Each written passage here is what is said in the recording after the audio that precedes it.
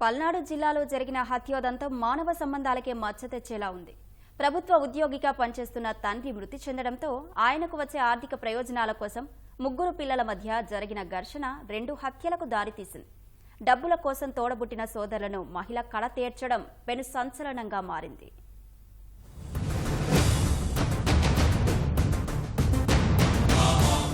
సమాజంలో మానవతా విలువలు మృగ్యమవుతున్నాయనేందుకు పల్నాడు జిల్లా నకిరేకల్లులో జరిగిన ఘటన సాక్షిభూతంగా నిలిచింది.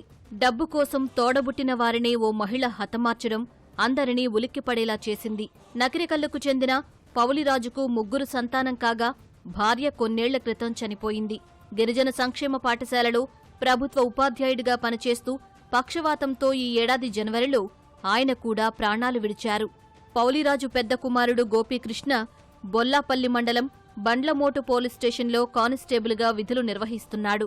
కుమార్తె కృష్ణవేణికి పెళ్లి జరిగినప్పటికీ భర్తను వదిలి పుట్టింట్లో ఉంటోంది. మూడో కుమారుడు దుర్గాకృష్ణ వ్యవసాయం చేస్తున్నాడు. తండ్రి మృతితో ఆయన ఆర్థిక ప్రయోజనాలను ఎవరు తీసుకోవాలనే విషయంలో ముగ్గురి మధ్య ఘర్షణలు తలెత్తాయి. ఆ ఘర్షణలు కాస్త చివరికి తోడబుట్టిన వారినే హత్య చేసే స్థాయికి చేరాయి. ఆర్థిక ప్రయోజనాలు పూర్తిగా పొందేందుకు సోదరుల అడ్డు తొలగించుకోవాలని కృష్ణవేణి నిర్ణయించుకుంది. చివరికి ఇద్దరినీ హతమార్చింది. గోపీకృష్ణ కొన్నాళ్లుగా విధులకు హాజరు కాకపోవడంతో స్టేషన్ ఎస్ఐ ఆరా తీశారు. అనుమానం వచ్చి కృష్ణవేణిని అదుపులోకి తీసుకుని విచారించారు.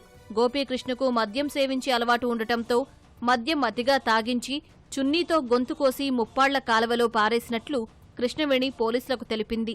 రెండో సోదరుణ్ణి సైతం మట్టుబెట్టినట్లు పోలీసుల వద్ద వెల్లడించింది. ప్రస్తుతం కృష్ణవేణి పోలీసుల అదుపులోనే ఉంది. నకిరేకల్లు పోలీస్ స్టేషన్లో నిందితురాలను ఉంచి లోతుగా విచారణ జరుపుతున్నారు. కృష్ణవేణి ఇచ్చిన సమాచారం మేరకు ముప్పాళ్ల కాలువలో గజ ఈతగాళ్లతో గోపీకృష్ణ దుర్గాకృష్ణ ఆచూకీ కోసం గాలించారు. 2 మృతదేహాలు లభించాయి. పల్నాడు జిల్లా ఎస్పీ కంచె శ్రీనివాసరావు ఘటనాస్థలికి చేరుకుని పరిశీలించారు.